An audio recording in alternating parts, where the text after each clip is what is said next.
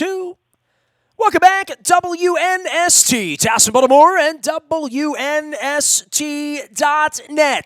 It is Cleveland week around here, and I honor Cleveland during every broadcast with the leg lamp on the set. I'm headed to the Christmas Story House, I think for breakfast on Sunday morning. This guy knows the pavement in the Cleveland area. He broadcasts there and down into Akron and Canton and all places that the Cleveland Browns disappoint fans this time of the year. He is Kenny Roda. He has been my friend for going on a quarter of a century. Dude, last time you and I got together, you were going to the Super Bowl. We were trying to figure out how to win 8 games with this upstart young quarterback with all this potential. And what the hell's happened around here the last 10 weeks, man?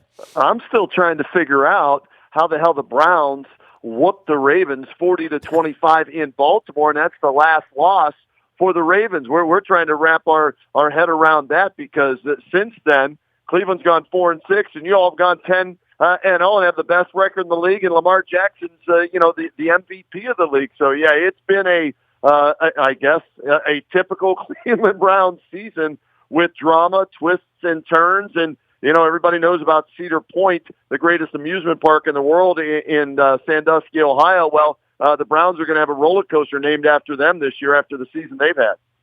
Well, in the case of the Browns, I mean, the blame gets laid at the feet of the head coach. I mean, that's what I hear and read about. I don't think the quarterback's been very good. Certainly, the notion of bringing in selfish players into this sort of a system and then having a neophyte coach sort of figure it out. And then there's John Dorsey, where I guess it'll be laid at his feet when it's all over with because he doesn't throw or tackle or catch on Sundays. But there's only 2 more of these left, and then it goes into his department for the next 9 months, and really back to Haslam and what kind of an ownership group this is and what they're going to do for stability and evaluating talent throughout the organization. For me, Freddie Kitchens was not ready to be a head coach with this football team at this level. He's never been a head coach at any level, not even Pee Wee. All right, he sold cars in Alabama after he graduated or got done playing or whatever, and he's been an assistant coach his entire life. He was in Arizona. They never promoted him, I think, past running backs coach or maybe quarterbacks coach there. And last year, he was the running backs coach to start the season, got, bumped up to interim offensive coordinator, and all of a sudden, he's the head coach, and he's been overwhelmed. He hasn't been able to handle, like you said, the egos of this team, the divas, that come at the wide receiver position and at the quarterback position. You look at the defense, it's been a letdown. And, of course, Myles Garrett goes cuckoo for Cocoa Puffs against the Steelers and is swinging his helmet at Mason Rudolph and gets suspended for the rest of the season. That didn't help. But it's just been one drama, one mess after another, from Antonio Callaway being suspended to start the season. He comes back in the first game back. Freddie overuses him. He drops a pass. It's intercepted. They lose the game, and then he gets cut because he was suspended again. So, I mean, it's just been one negative after another with this Browns team, but I think it starts with Freddie Kitchens trying to do way too much as a first-time head coach, as the offensive coordinator as well.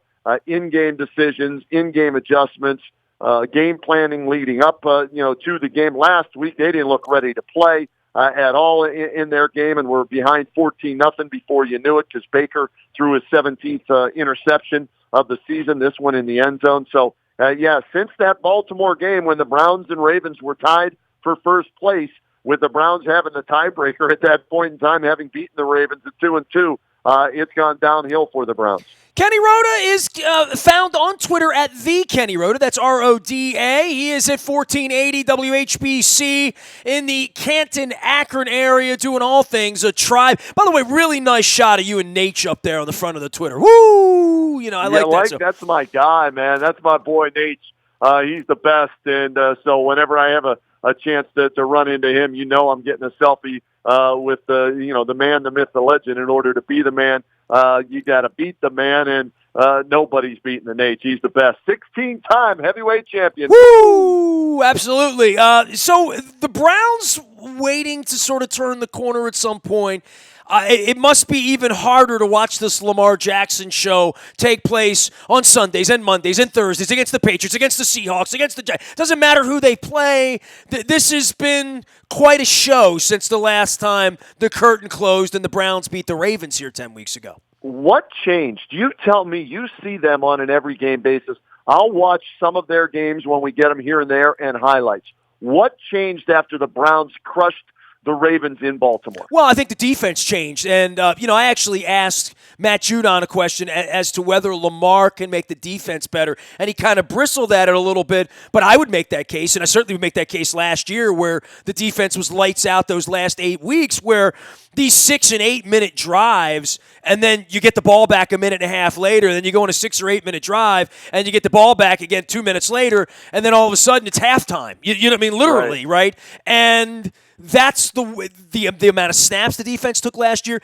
It's changed dramatically because the Ravens don't just have the MVP of the league. They a Coach of the Year candidate in John Harbaugh. I feel like they have the Executive of the Year in Eric DeCosta because of what they've done, not only out of season, whether it was Mark Ingram or whether it was signing Earl Thomas in the aftermath of losing Suggs and Mosley on the same overnight during the beginning of the free agency period. But in season, since the last time we saw you, Josh Bynes, L.J. Ford, Jihad Ward, Marcus Peters, who's been their best player the last 6 weeks when he's been on, and also Domata Pekka, who you know pretty well from the Cincinnati days. I mean, all of these guys were not in uniform at that time, and they've all made tremendous difference makers and a lot of snaps, a lot of quality snaps that just didn't exist 10 weeks ago.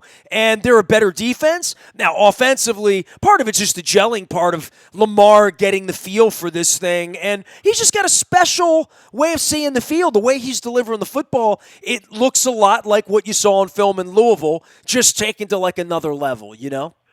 For me, Harbaugh is the Coach of the Year. I know Mike Tomlin's going to get some run for that because of all the injuries and everything. But that's a bad offensive football team. They're doing it with defense. But the ability of Harbaugh to adjust from a straight drop back passer in Joe Flacco to have the cojones to make the switch last year and then continue with it in the off season, and then Lamar Jackson going out and busting his ass, whereas Baker Mayfield was doing 3, 4, 5 commercials in the off season and getting hitched and everything. It's a tribute to their hard work and their ability to change and say, you know what, we don't care if he runs the football. That's what he does best. We're going to adapt our offense to what he does, and then a credit to him for being more accurate this year and working on his passing and the arm angles and everything like that. So to me, your MVP in the league's Lamar. Your Coach of the Year is Harbaugh.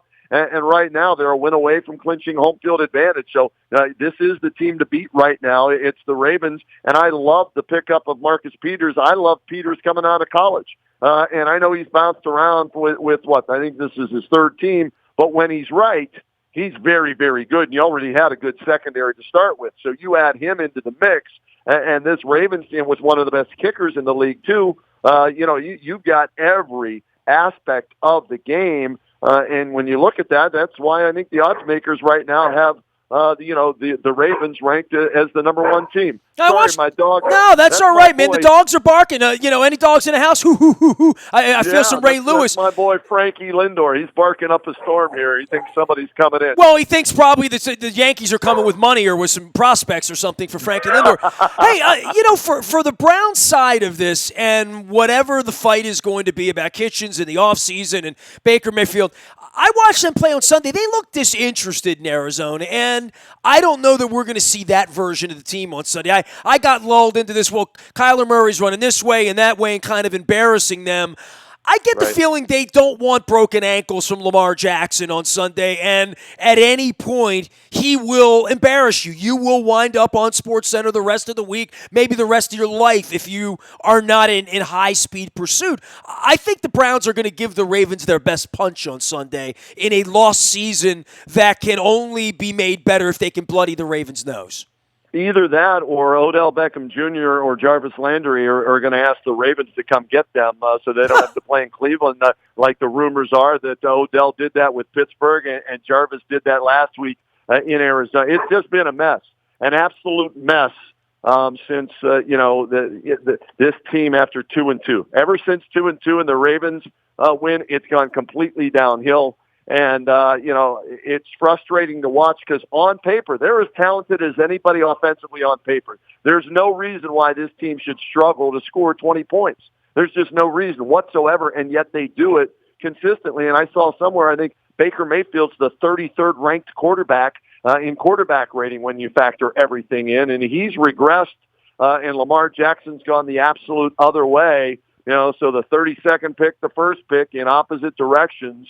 And I don't know, I'll be honest with you, I have no idea which team's going to show up on Sunday against the Baltimore Ravens. Offensively, they still have talent. Defensively, without Garrett, I'm not sure what's up with Olivier Vernon at this point, if he's going to be able to play. But if he can't go, they don't have a pass rush. Their linebackers are average at best, and the secondary is very susceptible. So, this could be a revenge factor. What we saw the last time when the Browns beat the Ravens, we could see a flip score of that here this weekend with the Ravens wrapping up home field advantage. You can find Kenny Roda out in Ohio. At least you got the Buckeyes out there. The Kenny JT Show 3 to 7 on Monday through Friday at 1480 WHBC. And I've joined Kenny many times over our 25 years together. Same in my direction. The one thing that I really believed you had, and I certainly believed you had it 10 weeks ago, and I don't know now, I was not a Baker Mayfield guy. I didn't like the antics at Oklahoma. I wouldn't have drafted him number one. I was not on the Lamar train to think he would have been above Baker Mayfield. But Baker Mayfield went out last year and showed all the moxie, all the gamer, all that stuff that the Cleveland fans are going to love. As we get into this and now the offseason, and who knows, he may throw 5 touchdowns against us and beat our ass on Sunday. I don't know. He's capable. I know that. You have the guns to do that. So, therefore, I'm not flying out to Cleveland with victory cigars thinking we're just going to, light the way to the bye, that Cleveland's going to make this easy, because it's never easy. But Baker Mayfield, what the hell's happened to him, really? Again, I think it's maybe not enough work in the offseason, coming off the record-setting rookie year of 27 touchdown passes, might have been a little bit full of himself, breaking Peyton Manning's record, right? And then teams have a book on you, okay? And I'll be curious to see next year, now that the book is out on Lamar and that he's willing to run, okay, that teams defensively, how they will defend him next year, and if he has the same type of success he's having this year. Baker Mayfield has not adjusted to the adjustments that defenses have made based on what he did last year. 17 touchdowns, 17 interceptions. Quarterback rating, I think, somewhere around 77. He's had his, off-the-field issues as well, throwing the medical team under the bus recently with the OBJ injury about the sports hernia, and saying they didn't handle that right, and that didn't sit well, trust me, within the organization. And Freddie Kitchens actually, I think, scolded him for the first time, in the last 2 years. So, he's going to pop off. He just is. I mean, it's his nature. It's who he is. Yeah. He said he's not a cookie-cutter quarterback, and he's right. He's not. But I think he's going to have to change whether he wants to or not. I mean, you don't go to the podium wearing a white T-shirt and a hat, and the hair's messed up, and you're the face of the franchise. That's got to change, in my opinion, if you want the respect, within the locker room and throughout the NFL. But then again, maybe he doesn't care, but I think this year is going to be very humbling to Baker Mayfield, especially if he finishes dead last in the quarterback rating and this team finishes 6-10 and out of the playoffs, when a lot of people thought, including myself, they would make the playoffs and win the division. Kenny Roda joining us here. You can follow him at the Kenny Roda out on Twitter. He's out suffering, not just losing Corey Kluber and maybe Frankie Lindor amongst other things. Goodbye. Here. No, Corey Kluber, good riddance. I'm saying, hey, thanks for what you did, but in the postseason, he didn't show up. He's been hurt. I had no problem with that move. Now, if they move Lindor before the start of the season, then I'll be up in arms. But as far as Kluber goes, I'm fine with what they got in return for Kluber. They dumped the salary. They got a kid that throws 100 miles an hour that might be their future closer, and they got 5 other starters that they can throw out there where they really won't miss Kluber, just like last year. Well, I mean, we've gone through that and more around here, as I'm sure you're well aware. Yes. There's the Ravens and nothing else. I mean, Kenny, I'm flying down to Miami next week to scout hotels, road trips, the parties, all that stuff. 2 wins away from going to the Super Bowl. It's like we don't have a baseball team at all, and they only have 2 years left on their lease. Wow. Well, you should do that. You should enjoy that, because it doesn't come around that often. You guys are 2-0. You've been there twice and won both times. But you know how hard it is to get back there, and this would be one of the surprise stories, I think, in recent years in the NFL, a team that completely changed its philosophy Ozzie Newsome retires, but his last first-round pick, of course, is Lamar Jackson.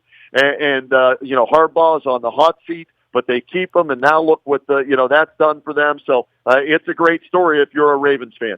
Hey, man, we will have a great story in the land of Cleveland. Have you been to the Christmas Story House yet, Kenny? I have not been to the official house. I've been by it and met some of the people from the movie and everything, but I have not been officially to the house. All right, well, I'm in on Christmas weekend, and I mean, what the hell else am I going to do in Cleveland on Sunday morning? So it opens early, so I'm going to go see if I can shoot my eye out and do the leg lamp thing and do the whole Cleveland holiday experience. I think my audience will appreciate that. Enjoy that. Take some photos and send them out like you do with social media. You do a fabulous job with that. I might be dressed like Ralphie before it's all over with. Hey, I appreciate you, Kenny. Thanks for coming on, man. We will see you on Sunday in the land of Cleve. All right, sounds good, man. Anytime, Nestor. Hey, man, no matter how bad your football team sucks, you'll always have the Rock and Roll Hall of Fame, which makes you special, all right? And the Pro Football Hall of Fame. All of that. Look, I love Cleveland. I'm on my way out. Save me a panini and an ice cold beer. And just don't screw up our football team this year. You know what I mean? Maybe another year, pull the upset thing. Just not this year, okay? No, I don't think you have anything to worry about this Sunday. I would be shocked if Freddie Kitchens found a game plan to beat the Ravens a second time in the same season. All right, don't curdle my eggnog. Kenny Roda, there he goes, the Kenny Roda, host of the Kenny and JT Show, 3 until 7, Monday through Friday at 1480 WHBC. They had a little LeBron fun out there and some Indians fun. The Browns fun never follows, but at least the Buckeyes get to play for championships every year. Nasty at WNST.net finds me if you're interested in going on our trip to Miami. We hope. We are putting all elements of that together. I've been getting inundated with emails. Send it my way. Nasty at WNST.net. The buyatoyota.com audio vault is the way to listen to all of our work from anywhere in the world, including Cleveland, Akron, Parma, Brookfield Heights. Get some pizza in Cleveland to honor David Modell before it's all over with. Maybe I'll do that. Mama Santas for Santa Claus. Don't forget, if there's any breaking news, you get it first on the WNST text service. That's all brought to you by Coons Ford Security Boulevard. Dennis Colatzos will be here this Thursday, next Thursday, every Thursday. It's the Dennis Colatzos Show, heard from 3 until 5. Also got a surprise on Monday mornings. Bruce Posner bringing his Terp Talk brand to WNST from 8 until 9 a.m., along with Peter DeLutis and the entire Science and Kirk team. Make sure you check that out Monday morning after the game, 8 a.m. I am Nestor. We are WNST.net, AM 1570 and WNST Towson, Baltimore. And we never stop talking Baltimore sports.